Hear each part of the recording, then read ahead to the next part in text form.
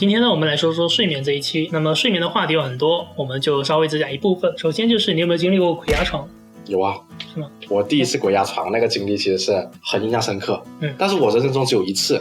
我记得那时候鬼压床的时候，就是我一醒来嘛，就是眼睛睁开就看天花板，我以为就是正常早上该起床了，然后我就尝试的起来，但是我发现我的人是完全没有办法控制我的身体的，我感觉好像我被绑在了床上，整个人是动不了的，就好像那种灵魂出窍，看着自己身体，当时就其实蛮吓人的，我有种感觉好像要嗝屁了，你知道吗？真的是。对，我有过类似的经验，不过呢，鬼压床的话，要解释这一个现象，就得先说一说就是REM 和 NREM 的区别。REM 的话，英文的话就说 Rapid Eye Movement， 那这个意思就是说快速眼动期。NREM 就是非快速眼动期。顾名思义，就是你光看字面意思你就知道了。快速眼动期的话呢，就是说你在睡眠的状态中，其实你的眼睛是在乱动的。所以这个想起来有点恐怖，因为正常我们睡觉可能以为我们就是睡觉嘛，就是闭着眼睛了，什么都没有的。结果你想想看，你睡觉的时候，你的眼睛在不自觉的就是这样乱动，因为我们从来没有看过自己睡觉的样子嘛，所以说有点恐怖。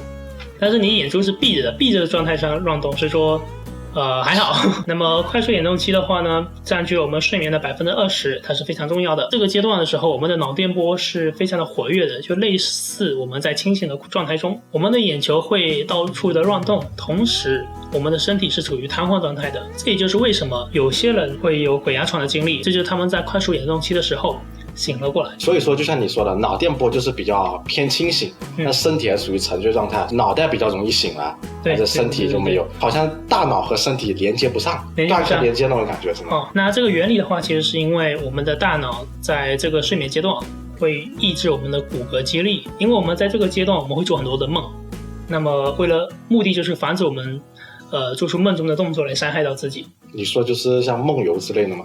和梦游不一样，梦游的话我们可以等一下再说。因为在这个快速眼动期的期间，我们做的梦非常的光怪陆离，就可能说上一秒你刚梦到说你和嫦娥去奔月了，下一秒你就梦到了自己在和华莱士谈笑风生。可以，这个梦我喜欢。这个就所有不切实际的事情都会发生在这一个阶段，也就是那些我们觉得非常有趣的梦，就其中就包括说清醒梦，就是你会觉得说自己好像知道了自己在做梦，甚至能控制梦的时候，你就会醒过来。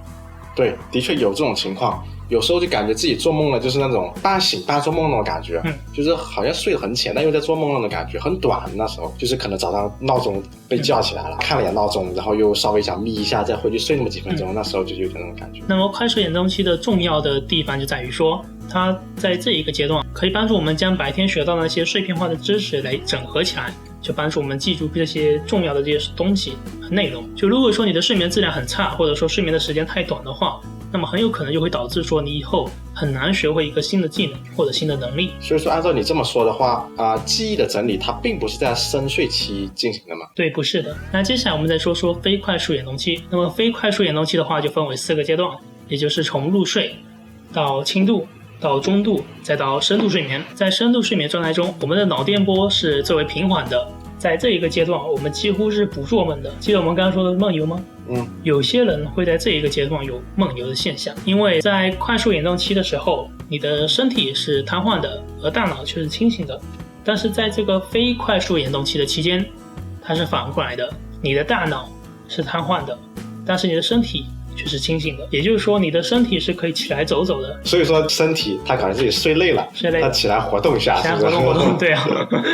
那不光如此，在这个阶段发生的梦游的话呢，他们甚至可以做出一些比较复杂的动作，就包括像是你起来做饭吃。这个有点夸张，这个起来做饭吃，对，不知道他做的饭好不好吃。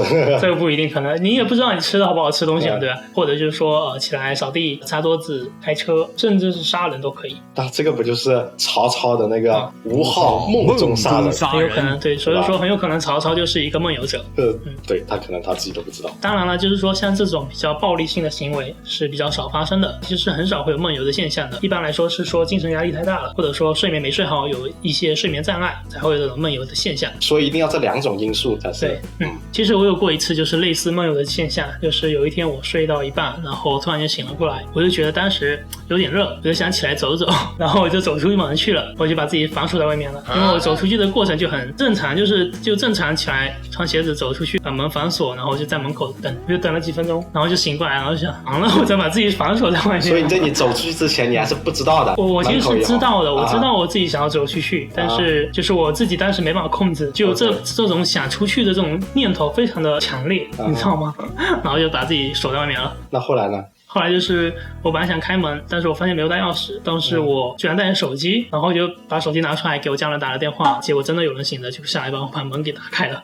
所以那时候是几点钟？我不记得具体是几点钟了，应该蛮晚，可能要一两点吧。要是他们手机关机，那你不就是？那我就完了。但是后来他们有说什么吗？你有什么身体上的疾病，然后带你看医生吗？这些感觉，因为也不是什么很重要的事情吧，我觉得。我觉得很重要。这也不怎么重要，因为我只是说我就是觉得自己很热，想出去吹风嘛，然后不小心把自己锁外面了。